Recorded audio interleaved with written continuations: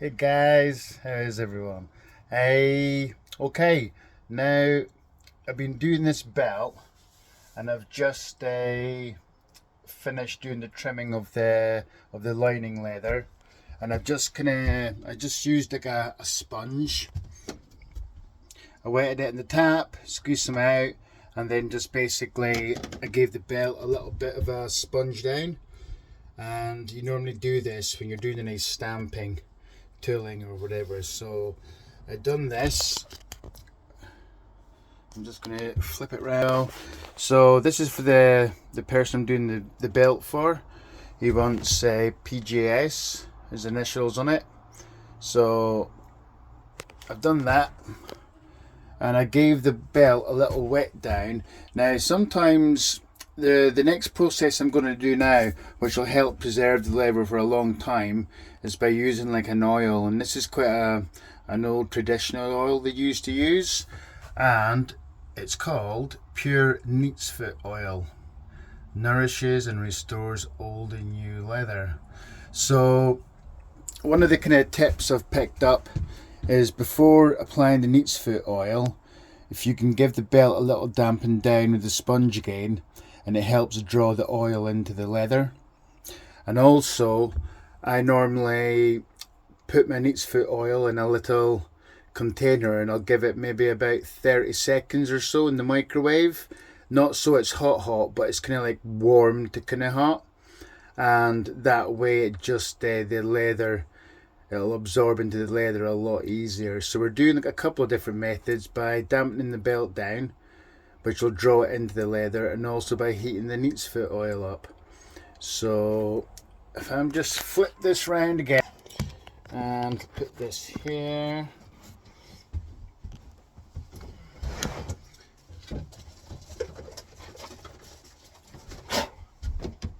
So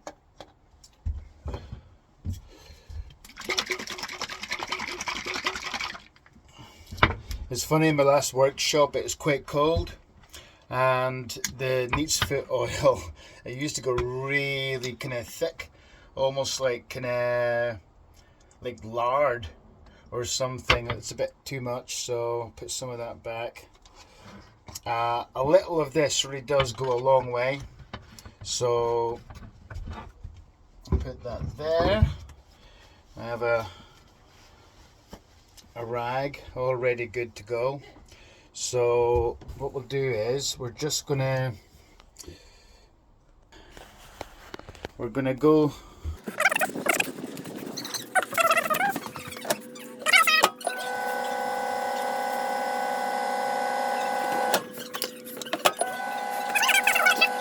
a warm getting to a hot.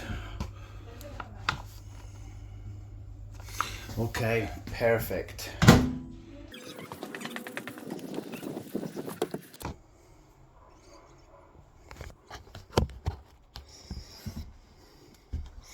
Okay, so we're back.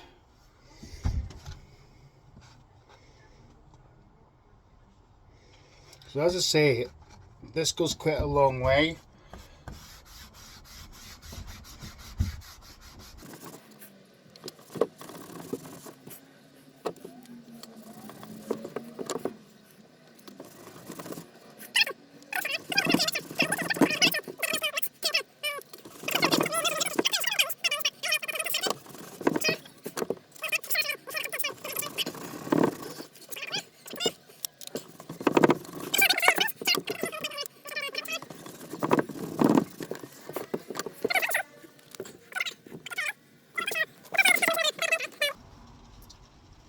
I'm not going to go too mad by giving it 2 or 3 layers of neatsfoot oil. I think if I just give it one good liberal layer, that'll be good enough.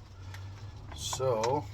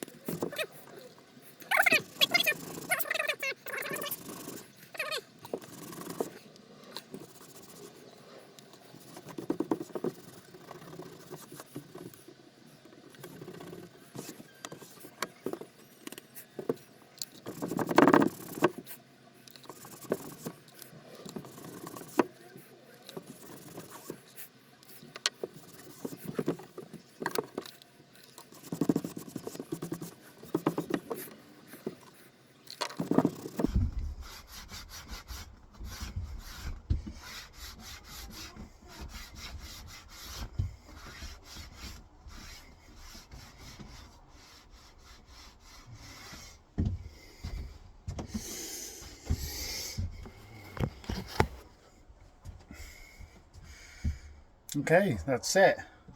It looks a bit darker already, but once that dries, it'll go back to being like kind of almost like its natural colour as it originally started, but it will have a slight kind of tan to it from the neat's foot oil.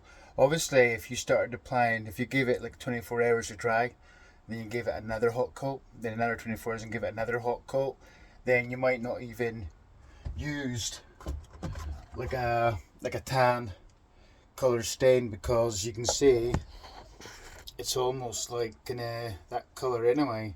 So in another 2 or 3 coats you'd have a really nice kind of deep tan colour.